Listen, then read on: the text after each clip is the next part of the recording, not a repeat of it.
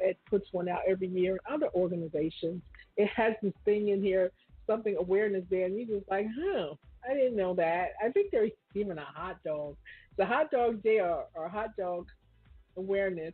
But I'm going to read something that is from a website called theatlantic.com, and it's an article about what good is raising awareness, and it's by Julie Beck. Just going to read a couple of things that she has in here that I found pretty much interesting. It says awareness days do seem to be on the rise by at least a couple of measures. The researchers found that more than 145 bills, including the words Awareness Day, has been introduced in U.S. Congress since 2005, a huge leap compared with previous years. Articles that reference awareness days in the public database have followed similar but less extreme upward trajectory. Here's awareness. Here, awareness seems to mean sending a message, getting attention, and getting people to talk about the issue. Okay, social media activism gets a lot of criticism. Some of it deserved, some of it less so.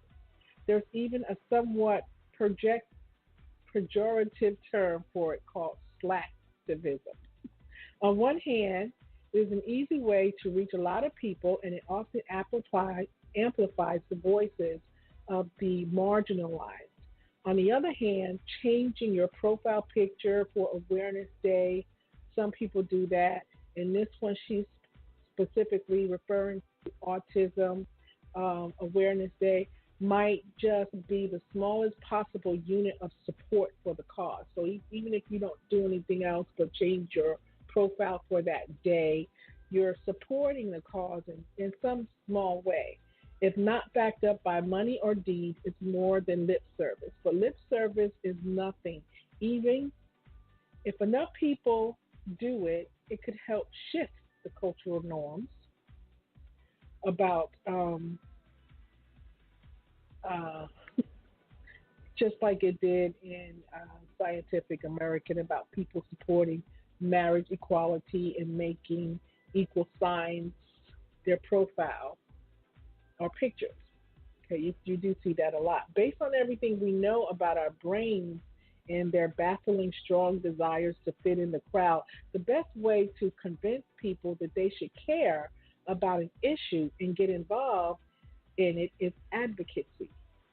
Isn't to tell people what they should do, it's to tell them what other people are actually doing. Okay, that's what Melanie Tannenbaum writes. And you know what will accomplish that? That's right. Everyone on Facebook making their opinions on the issue immediately, graphically, demonstratively obvious. With controversial issues like marriage equality, equals enough equal signs on Facebook pages could send a message that this is a common cause to support, or just maybe gather more support in the snowball rolling down the hill effect sort of way. The thing is, though, that with diseases, everybody pretty much already on the same side.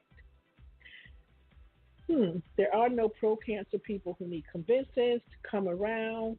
The question is, doing some type of initiative, painting a picture blue for autism, purple for lupus, and other colors, and all of that has to do with awareness.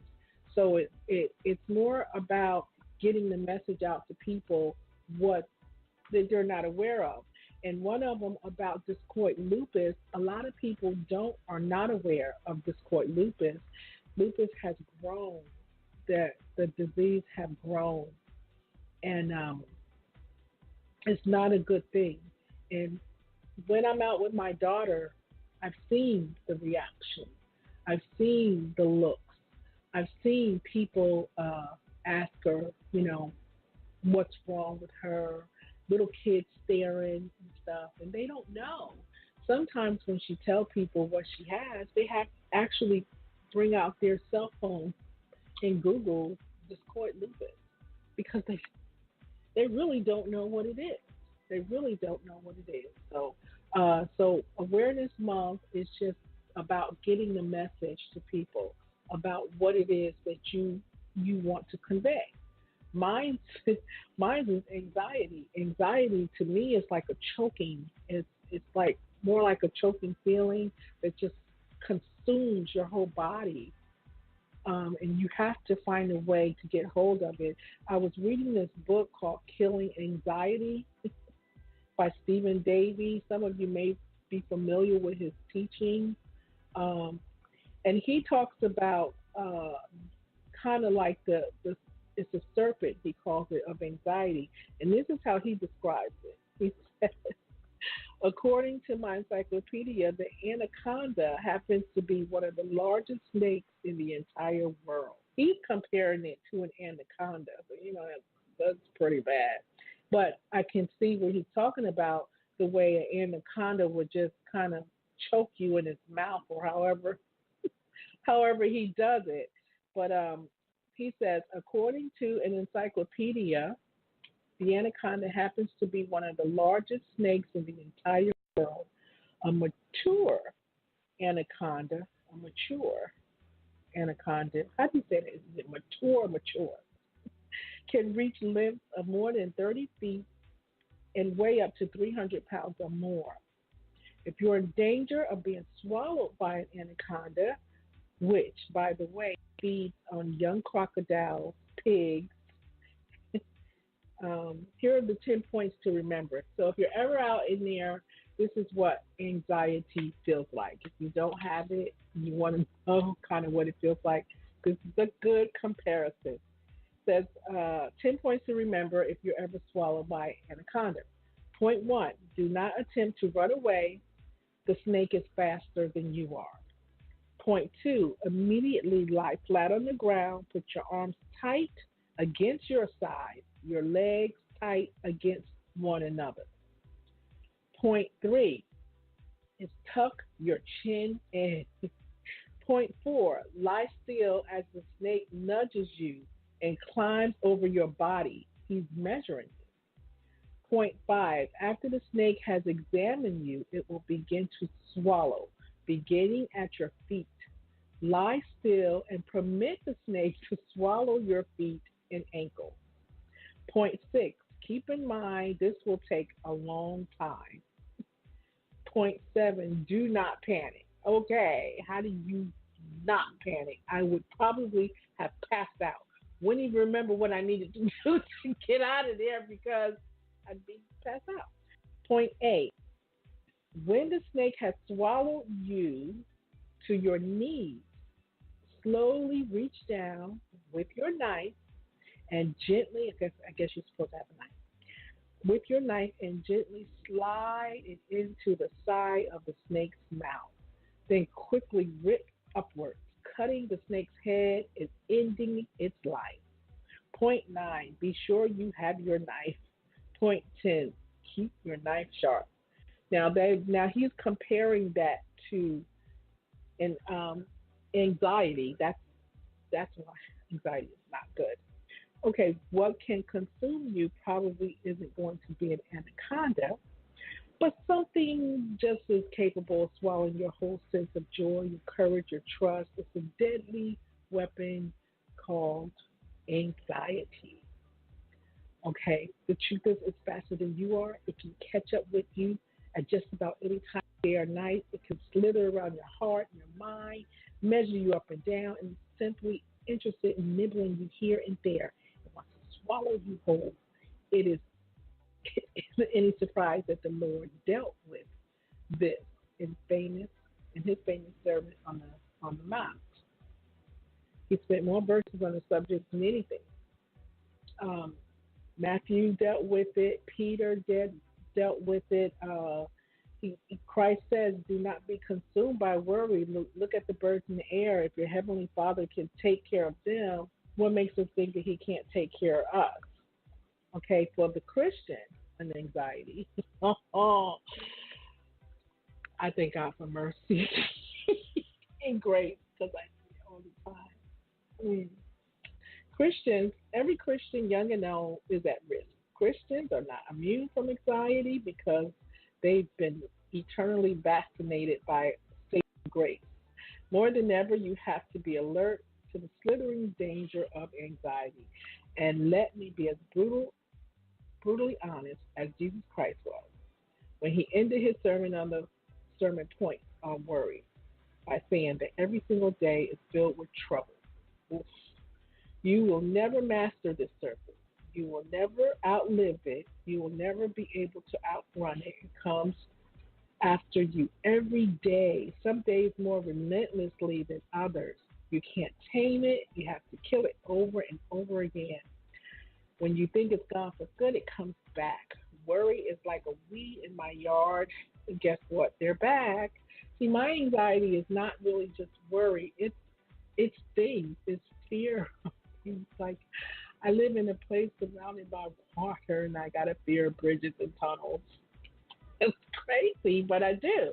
We were in we was in New York one time, and it was Sunday night, and we were trying to get from Manhattan over to the island, and it was about 10 o'clock, 10ish, 11 o'clock at night.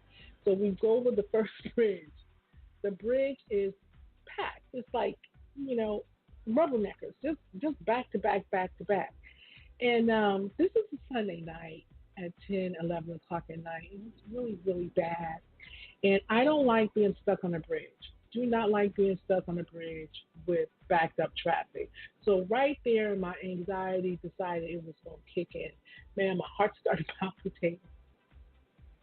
And I had to focus on something. I had to focus my eyes on something because um, I have medication just to take as needed. And I didn't have it on me because I didn't think I needed it. But I was able to get through the first bridge, but I didn't know we had to go under a tunnel, which was back to back. I'm like, where's everybody going? It's Sunday night. It's 11 o'clock on a Sunday night. I started kind of freaking out in the car. My husband's like looking at me. I'm just like, I gotta get out of here. I'm rolling down the windows in the car, and it's summertime, so there's really no breeze blowing. And I'm just like, this is, I had to just really pray my way through that situation because the anxiety had, it had really gotten hold of me. Okay, now some of the strategy that Stephen Davey says for dealing with strategy is this. He has three different things that he writes. He says, I had highlighted it. um, he got it from Paul. It says Paul uses about three.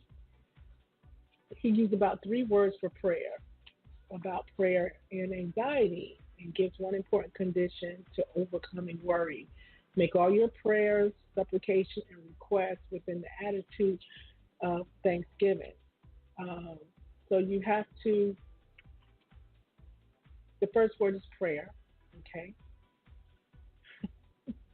The second one is is supplication, and the third one is make your request.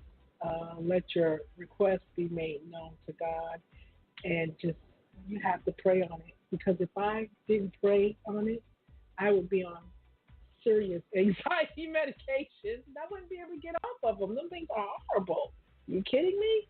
I had to get myself through that. When I first decided I didn't want to be on them anymore, and I was fine. I was really fine until, so I called my therapist and I said, you know what? I'm just fine. I don't need that anxiety stuff anymore. And she was like, okay, no problem. A couple of weeks down the line, man, I felt like I was ready to cut all the hair off my head. I was violent. I felt violent. I felt like I wanted to hit someone and hurt somebody. And I said, Lord, I don't like this feeling. I couldn't get rid of this feeling. So I decided to use prayer. And it's helped. It's helped. Now, sometimes it gets a little bit panicky, like the time when